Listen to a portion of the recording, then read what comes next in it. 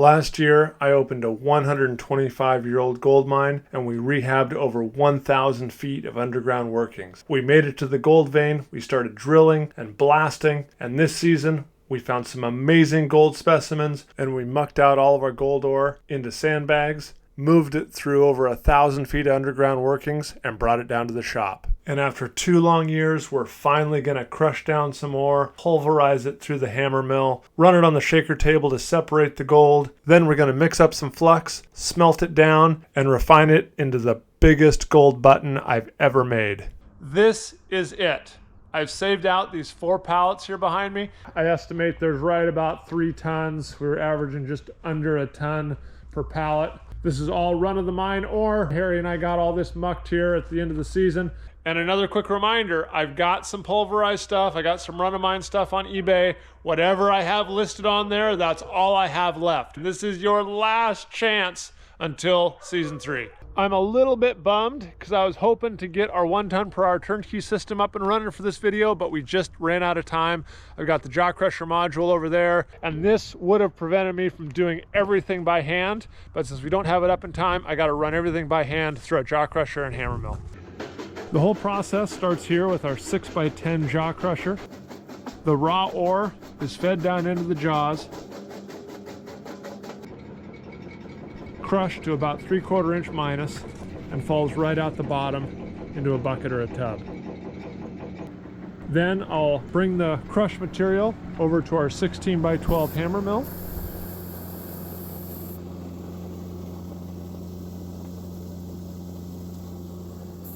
The hammer mill has a 0.8 millimeter slot that wraps all the way around the bottom of the hammer mill. All the material is fed into the orange chute on top, goes down into the hammer mill where 20 swinging chrome hammers crush the ore until it will pass through that 0.8 millimeter screen. A little bit of water is fed down into the top of the hammer mill, about 1 to 2 gallons a minute. This will reduce the dust the hammer mill makes, and it will make a very nice slurry that will run down onto the shaker table. Once the ore passes the screen and flows down this orange chute onto the shaker table, the aluminum distributor trough will evenly spread out the ore and slurry across the shaker table. It passes over the grooves in our shaker table. The dense material, such as the gold, the tellurides, and the sulfides, will settle down into those grooves, and all the quartz will flow over the top of the grooves and off into the number 4 tailings. The table has a slight ramp built into it, about 8 to 10 inches back from the end of all the grooves, and that ramp helps separate the sulfides from the quartz. The sulfides can climb the ramp in the grooves, but the quartz, even in the grooves, is not dense enough to climb that ramp. But about halfway up the ramp, all the grooves stop, and once the sulfides leave the grooves, they can't travel up the ramp without the grooves. And so they form a nice band of sulfides that works its way down into the number 3 middlings fraction. The 4 long grooves on the table go all the way up to the top of the ramp and just past the ramp onto another flat we call the cleaning plane. The gold, tellurides, and a little bit of sulfides will work their way up those 4 long grooves onto the cleaning plane under the water bar. Once they get onto the cleaning plane, the water from the angled water bar helps separate the gold from the tellurides and the sulfides. The less dense sulfides will wash their way back down into the number 3 middlings, and only the gold and the high density tellurides will be able to work their way down into the number 1 and number 2 concentrates at the end of the table. The table uses about 10 US gallons a minute. It's run with a single phase motor, and it's sitting right in the gravel. There's no concrete base or pad that we have to pour. You add a little bit of weight to the table frame and it sits right in the gravel and works great. The number 4 middlings and slurry will flow down into our spiral classifier. The spiral classifier will do 2 things. It will dewater the tailings and also classify the tailings. So the very fine material, maybe 150 or 200 mesh, will stay suspended in the bottom of the spiral classifier and flow out into our recirculating tank that's buried here that we recirculate water back to the hammer mill and shaker table. All of the larger particles, such as the 150 mesh quartz, and because the sulfides and tellurides are much more dense, if they do get down into the number 4 tailings, They will sink down into the bottom even at 2 and 3, maybe even 400 mesh because of their density. They will sink down into the bottom of the spiral classifier, and the spiral classifier will dewater and auger all the tailings up the spiral classifier, and they'll fall into this white super sack. Not only does this reduce the volume of material that flows down into the recirculating pond, and these can be reground to liberate more gold if needed. So now we can keep going. Holy cow, am I tired. But I got all those bags run. It came out to be 109 bags, and they've been averaging right about 50, 55 pounds, I think. So that's right around our 3-ton mark. But we've got the table washed down, all the troughs cleaned out. Here's our number 1 and our number 2. So this is the number 1 from all the bags, all 3 tons roughly. And this is number 2. This is from about half. I've got another one of these full as well. So lots of sulfides in the number 2.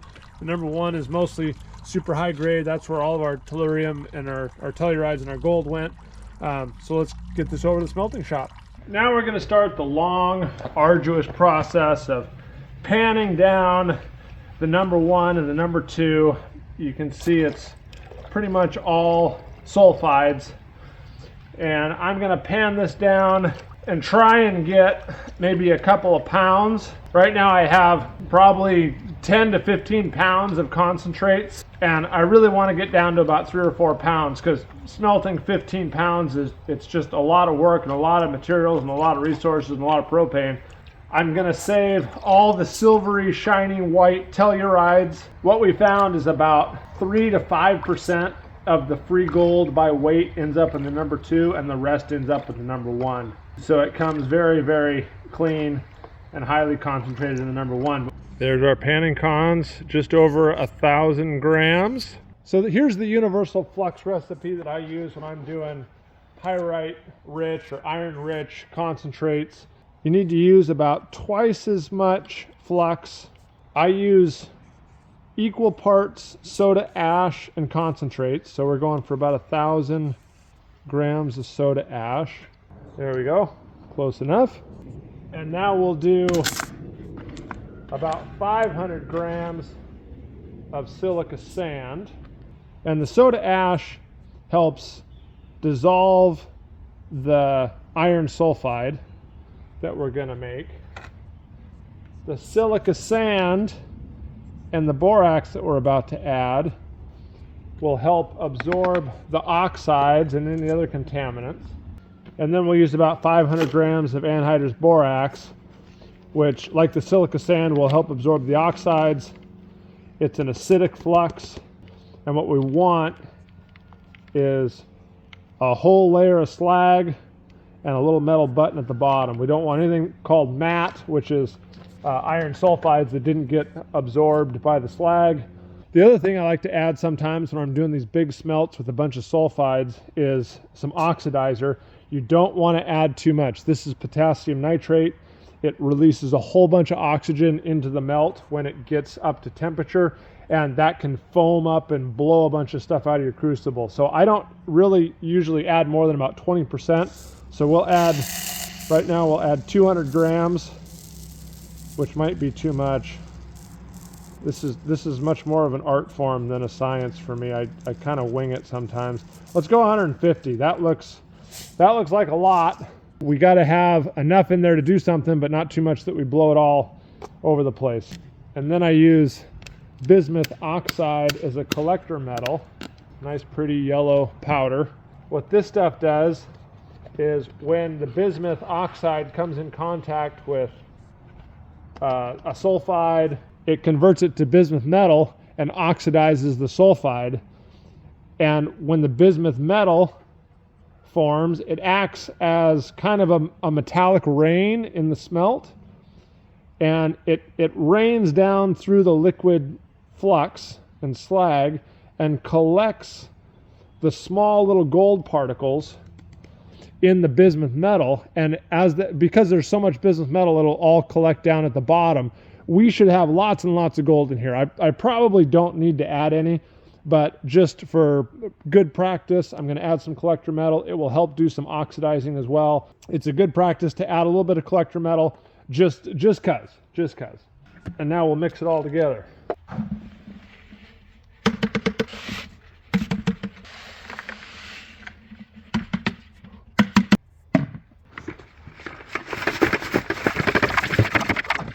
That's a lot in there. At first I was planning to use my little number 10 crucible. There's no way that's going to happen.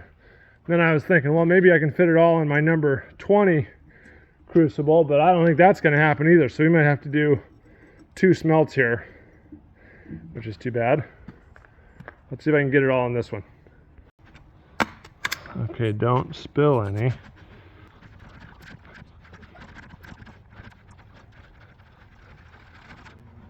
Oh, it's going to be close. Okay, I have an idea. You don't want to fill this too high because it will foam up and it will gain some volume, so I don't want to lose any over the lip as it heats up. But I don't have that much left in there. So I think what I'm going to do is I'm going to start with a small crucible with this stuff. I'll melt it down. I'll pour it in the cone mold, and then when I put this in, I'll put all the slag and all the stuff from the cone mold from the first pour in here after it's molten, and then I'll have it all in this crucible. I think that'll work. Oh boy, it's getting dicey. All right, that'll be our plan. Here's our number 10. It's about half or a third full. I'm going to add some nails to this. We'll get it in the furnace. Here's the furnace we're going to be using. It's very rudimentary. It's just KO wool wrapped around in a cylinder sitting on some fire bricks. I've got a bunch of cement that I like to sprinkle down the bottom. That helps catch any spills or slag that falls down onto the fire brick. I got to take my plinth out because I was just testing here. They're number 20. If I have the plinth in there, it's too high for my lid. I put a lid on this. So I'm gonna start with our number 10. I'm playing with fire here, literally and figuratively. My number 10 is pretty thin on the walls here, and so it's gonna fail sooner or later. I think I still have a few more smelts out of it. So I'm gonna start with the number 10 and get that going. It's really, really simple to build. It can be used like this pretty much anywhere in the world. You can build stuff like this, and that's why I like it. For fuel, I just use a propane tank, feeds it down into this little injector here. The blue hose runs over to it's just a vacuum, but I got on the blower mode, so it blows air in, mixes with the propane right into the furnace around the crucible, and a little vent hole out the top. So very simple, works really well, and gets plenty hot enough to melt gold and silver, copper, any of those.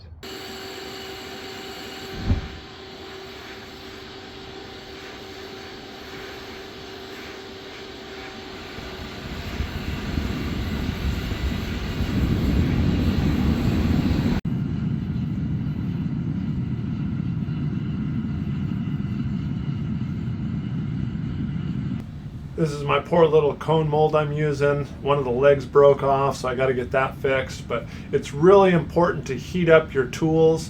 I get this thing nice and hot, dry it out, so when I pour the molten slag and metal in it, I don't have any issues.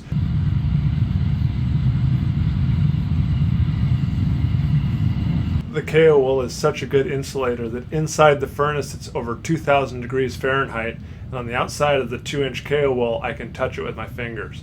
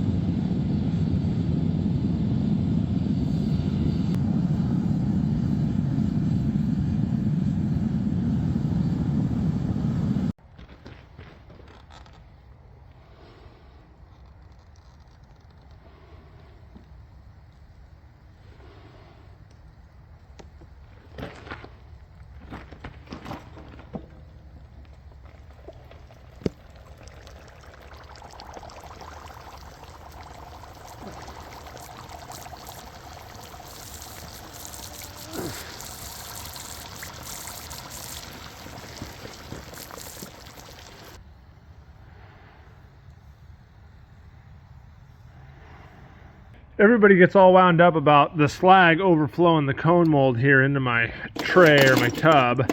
And the reason why I'm not worried about that is because all the metal is very dense and it just settles right down to the bottom of the cone, right down here at the bottom of the pyramid. Nothing overflows out into the tub here. It's just black glossy slag. There's no metal at all in it. There's no mat in it. This is just the absolute lightest stuff overflows into the bin. So no worries about metal or gold getting lost with the overflow. Let's talk a little bit about these iron nails I threw in there and what they're used for. So you can see that they got totally eaten up. I put a huge handful of nails in there and I just got these little wispy little pieces of iron left. There's a nail head, what's left of a nail head. But most of the iron got eaten up. All right, I'm going to try not overwhelm us with chemistry here, but I want to talk about the iron sulfide that we're dealing with. There's kind of a range here in the iron sulfide realm. We have FeS as on one end member, and that's one iron atom and one sulfur atom. On the other side, we have one iron atom and two sulfur atoms, and this is pyrite. So that's the cubic pyrite, fool's gold we're all familiar with. And then in between, there's kind of a gray zone here. And what we have in my ore is pyrrhotite. And the formula of pyrrhotite is Fe 1 minus X S. And so what that means is there's one sulfur atom and there's less than one iron atom. So there's a little bit more sulfur than there is iron. And it's kind of in that sliding scale. The whole point is, if you're this side of FeS, if you have any more sulfur than 1-to-1 ratio with iron, it's insoluble in the slag, and that will make a matte, which is a sulfide in our pour, which you'll see the button, you'll see a little layer of sulfide matte on top of the button, and then you'll see slag on top. And that sulfide layer will dissolve gold, it'll dissolve silver and your precious metals. So you really don't want to have any matte in your stuff. So when I add the nails to the smelt, I essentially flood the system with iron, and I add enough iron so that I push the whole reaction this way. So we have enough iron to bond with the sulfur in a 1-to-1 ratio. Now I'm going to go out on a limb here. I've done some research. I haven't really explored this a whole lot, so leave me a comment on what you think about this equation down here. I don't think that FeS is soluble in our slag. So I think what happens is the iron sulfide, when I get it pushed all the way over to equal parts iron and sulfur, reacts with the sodium oxide that is formed in the smelt with our soda ash, and that reacts to FeO, which is an iron oxide, which I know is soluble in our slag, and a sodium sulfide, which I think is soluble in our slag as well. So it's not that the FeS is soluble in our slag, it's that we push it all the way to the end member so that the reaction with our flux ends up with two products that is soluble in our slag. Okay, is your brain hurting yet? That was a lot of chemistry. I'm not quite sure it's all true, but that's what I think's happening in our smelt. The point I want you to take away from that is I'm adding nails to suck up all the sulfur, and whatever reaction happens there ends up with no matte layer. We get a nice slag layer and a nice metal button. So in preparation for our button, I'm going to use this large Cupel. Hopefully it's big enough for our button. But you always want to heat up your Cupels before you put your precious metals in them, because if you don't, what happens is the bismuth or lead alloy will melt at a much lower temperature than the gold, and so it may be 1,000 degrees Fahrenheit in here, still has moisture in it, and that molten puddle in there, as the moisture comes out of this Cupel, it'll pop little BBs of precious metal alloy all over the place. So you want to get it up to temperature, nice and hot, nice and dry, so when you put your precious metals in there, you don't lose anything. All right, here's the moment of truth. If everything worked right, we should have a big pyramid of metal down at the bottom here with all our precious metals. We should have slag on top.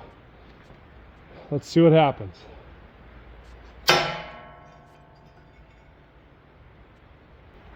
What do we got? That looks like a pretty nice block of metal to me. It's really dense. It's very, very heavy for its size. So it's not gold in color because there's some bismuth mixed in there. There might be some tellurides mixed in there that will come off in the cupelling process. My ore does have a little bit of copper, so there might be some copper in there, a little bit of iron. I could be holding $8,000 or $10,000 of gold in my hand right now. Our block of metal weighs 250 grams.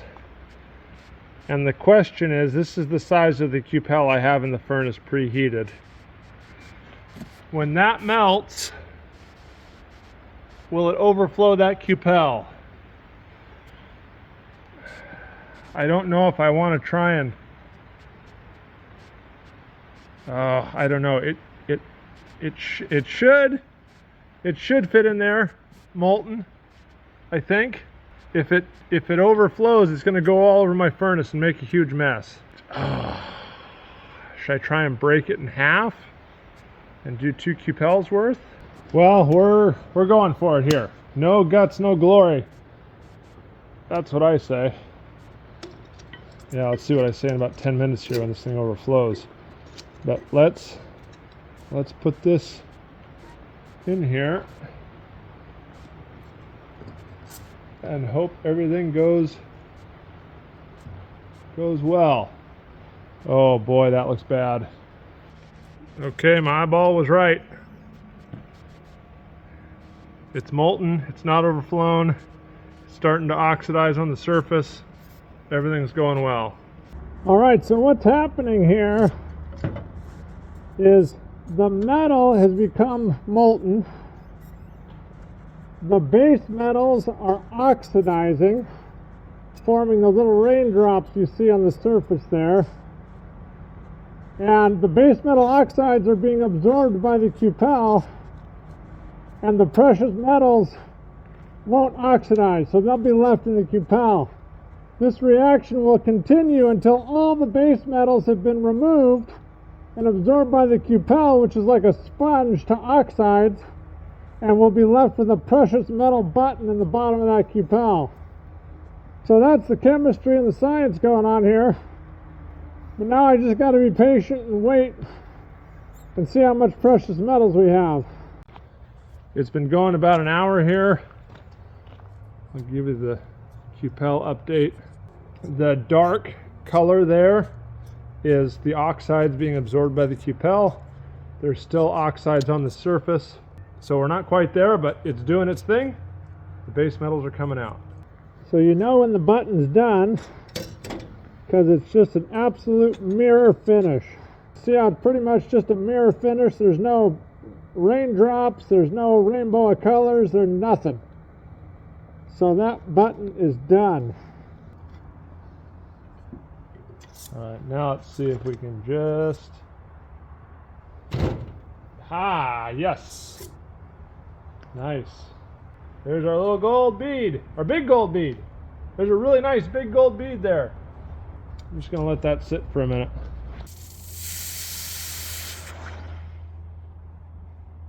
Ooh. Look at how nice and gold that is.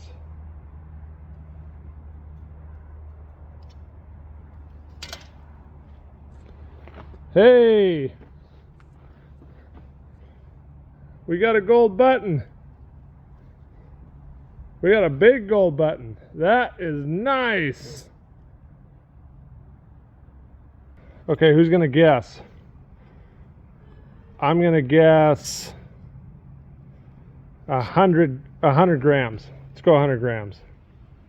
I don't think I've ever seen a button this big. I don't know. I don't know how big to guess. 143 grams. Wow. What is that? Like almost 5 ounces? 4.5 ounces? A little over 4.5 ounces. Now, the mine does have about 8 or 10% silver in it, so we're probably right around 4 ounces, 4.25 ounces, which, when you do the math on 3 tons, comes in just under 1.5 ounces a ton. So Harry and I were mining some really, really good stuff this year. Harry, a big thank you to you and mine operator for helping me out. all the viewers, I really appreciate you watching and supporting me through this whole thing. This is a really, really nice button. I'm really, really excited. What I'd like to do is I'd like to find somebody in Western Washington that can help me make some coins out of this. I'd really like to get a big roller and roll it into a sheet and punch out coins and make a master die and punch coins out of this, get some 1/4 ounce and some 10th ounce coins. If you can help me out making coins out of this thing, my email is in the description below. Anything I got on eBay right now, that's it for the season, so go check that out if you want some more ore. So thanks everybody for watching, and we'll see you on the next video.